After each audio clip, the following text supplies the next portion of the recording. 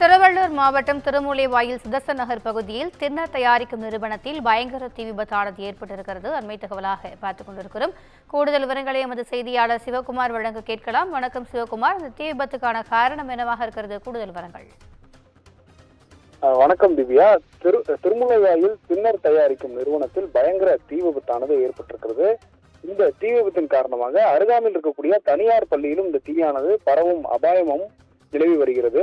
திருமூலவாயில் சுதர்சன் நகர் பகுதியில் தின்னர் தயாரிக்கும் நிறுவனமானது இயங்கி வருகிறது. இந்த நிறுவனத்தில் திடீரென லேசான கரும்புகை ஏற்பட்டதன் அடிப்படையில இதனை அணைக்க அங்கிருந்த ஊழியர்கள் முயன்றுள்ளனர். எனினும் தீ வேகமாக கொழுந்துவிட்டு எரிய துவங்கியதால் நிறுவனம் முழுவதுமே அந்த தீயானது பரவியது.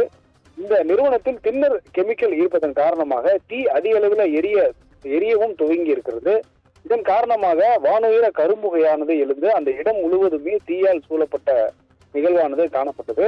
மேலும் அருகில் வெங்கடேஸ்வரா தனியார் பள்ளி முழுவதும் கரும்புகை சூழ்ந்துள்ளதால் மாணவர்கள் அச்சமடையும் சூழலானது ஏற்பட்டிருக்கிறது. இன்றைய தினம் பள்ளி நடைபெறுவதன் காரணமாக மாணவர்கள் அங்கு கல்வி பயிலக்கூடிய நிலையில அருகாமையில் இருக்கக்கூடிய அந்த பள்ளியிலும் இந்த தீயானது பரவுவதற்கான வாய்ப்பு இருப்பதாகவும் தெரியப்பட்டிருந்த சூழ்நிலையில உடனடியாக மாணவர்கள் பள்ளியில் இருந்து வெளியேற்றப்பட்டனர்.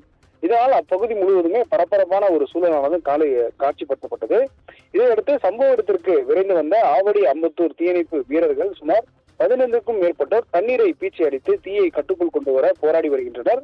இந்த தீ விபத்து காரணமாக இந்த பகுதியில சுவாச கோளாறுமானது ஏற்பட்டிருக்கிறதாகவும் தெரிய வந்திருக்கிறது. இந்த தீ விபத்திற்கான முக்கிய காரணம் என்ன என்பது குறித்து அந்த பகுதியை சேர்ந்த காவல்துறையினர் தற்பொழுது விசாரணையில் ஈடுபட்டு வந்துட்டு இருக்காங்க. தீயணைப்பின் காரணமாக எந்தவித உயிர் சேதமும் ஏற்படவில்லை என்ற ஒரு முதற்கட்ட தகவலும் தெரிவிக்கப்பட்டிருக்கிறது. இருப்பினும் அருகாமையில் இருக்கக்கூடிய அந்த பள்ளி மாணவர்களையும் உடனுக்குடன் அப்புறப்படுத்தியதன் காரணமாக மாணவர்களுக்கும் எந்த ஒரு பாதிப்பும் இல்லாத வகையில இந்த தீயானதை கட்டுக்குள் கொண்டு வருவதற்கான நடவடிக்கையை தீயணைப்பு வீரர்கள் ஈடுபட்டு வர்றாங்க.